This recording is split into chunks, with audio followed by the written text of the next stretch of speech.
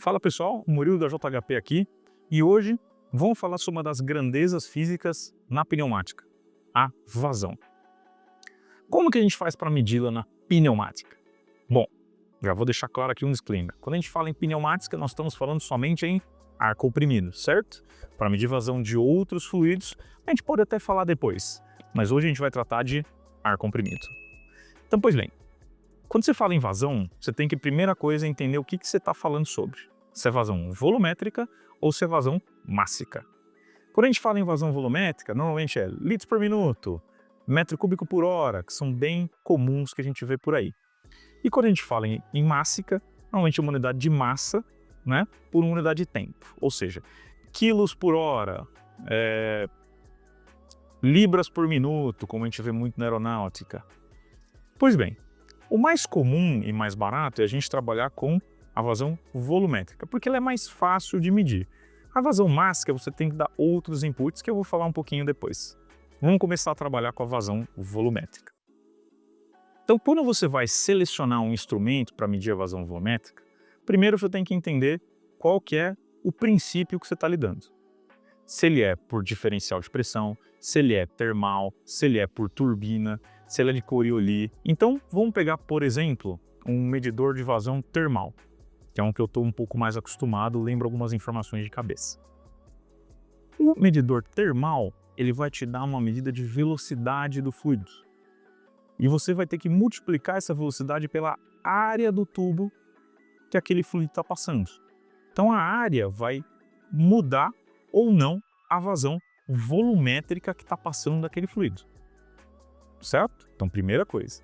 Segunda coisa, se você pegar um manual de um medidor de vazão, você vai notar que ali nas instruções de fabricação, ele vai dizer: fique ligado ou atento para instalar o seu medidor de vazão com uma distância antes dele de 10D e depois dele de 5D. Isso é no caso do medidor termal. Outros tipos de medidores, eles têm diferentes distâncias que você tem que instalar esse medidor. Ah, Murilo, para que isso? Parece uma frescura, para que serve? Muito simples. Isso pode mudar muito o seu processo.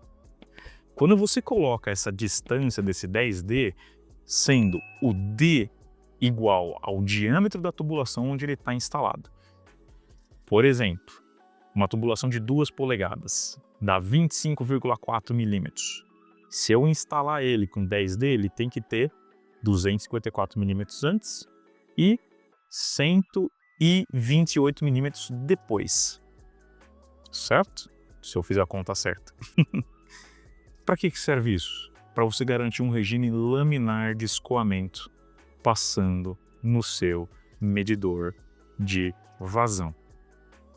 Gente, não insistam em desrespeitar essa medida e dizer que o seu medidor, ele ainda está medindo, não alterou em nada. Não dá para você dizer se alterou ou não, porque a gente não consegue enxergar com os nossos olhos se o fluxo de ar passando é laminar ou turbulento. É uma grandeza física que nós não conseguimos enxergar. Então, nós temos que confiar no manual do nosso fabricante e seguir a instrução, porque o regime laminar garante que o medidor de vazão está fazendo a medida correta do seu escoamento. Então, o termal, por exemplo, você instala dessa forma e você segue essas boas práticas. Os outros princípios que eu citei, e pode até existir mais princípios, tá? Não citei todos. Você só tem que somente respeitar as condições de instalação correta. Segundo, muito possivelmente seu fabricante vai mandar você setar a pressão da qual você está medindo esta vazão. Porque muitos medidores volumétricos, eles não vêm junto com um transmissor de pressão. Então ele não vai se autorregular. Então possivelmente a pressão vai ser constante. Então preste atenção também com a pressão de trabalho que o seu fabricante manda você utilizar na hora de medir a sua vazão volumétrica. Ok? Agora passando para a vazão mássica. Na vazão mássica, a única diferença é que nós vamos agora imputar os dados de pressão e os dados de temperatura. Então, com esses três dados, a gente vai inserir na fórmula de Clapeyron, aquela PV igual a nRT, vamos utilizar a massa molar do gás para poder justamente chegar na vazão mássica que a gente está tendo. Pois bem, então essa aqui é basicamente a estrutura básica. Agora vamos para os erros. Qual é um outro fator importante de você verificar no seu medidor de vazão volumétrico ou mássico? Pois bem, o fundo de escala é algo muito importante, que é o erro do seu medidor de vazão, seja ele volumétrico ou mássico. Se ele diz que ele mede de 0 a 1000 litros por minuto com 1% de fundo de escala, o fundo de escala é sempre a maior unidade que ele consegue medir. Então, se ele mede até 1000 litros por minuto, com 1% de fundo de escala, significa que o erro dele, a incerteza dele vai ser de 10 litros por minuto. Depois, a gente tem que ficar um pouco atento a qual o tipo de sinal que ele dá para a gente. Então, existem já alguns que são IO-Link, outros 420, Profibus, Profinet. Aí vai muito daquilo que o seu departamento de elétrica ou a sua aplicação pede, né? Existem alguns medidores de vazão que também já vêm com sinais secos também embutidos, caso você queira um sinal seco, né? Não quer um sinal proporcional.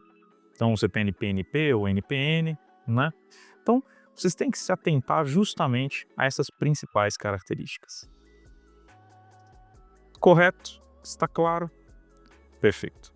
Outra coisa em ar comprimido que pode atrapalhar um pouco a medição de vazão sua: água no ar. Gente, isso aí acaba com a pneumática. Se vocês viram vídeos meus, vocês vão ver que água no ar é um problema que passa em quase todos os vídeos que eu falo sobre problemas. A água, ela pode acabar camuflando o que está passando real de vazão de ar comprimido na sua tubulação. Porque afinal não passou ar, passou água, né? Então, se você está totalizando, se você está medindo ali a vazão do seu fluido e passou água, bom, passou, né, um fluido que não é o ar. Então, você já tem uma medida errada. E mais, o seu medidor está calibrado para medir ar. Se você está jogando água nele, eu nem sei o que vai acontecer. Mas vai dar um problemão. Sem contar que pode ser até que danifique o seu medidor. Então, toma muito cuidado com isso. Perfeito?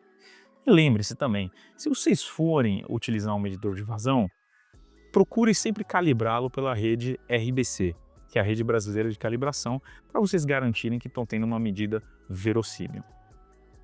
Pois bem, esse foi um geral.